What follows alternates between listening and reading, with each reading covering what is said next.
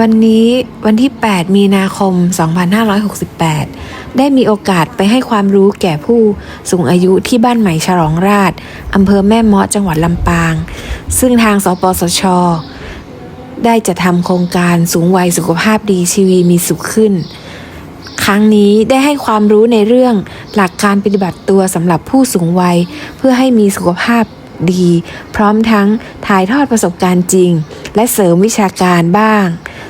แต่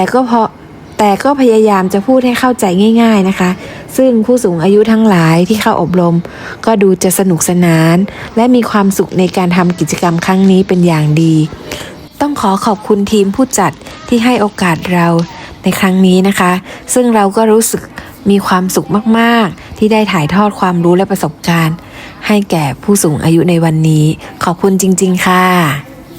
แล้วเอามืออีกข้างนึงจับปลายนิ้วแล้วก็อย่างเงี้ยค่ะเอาไปพูดเลย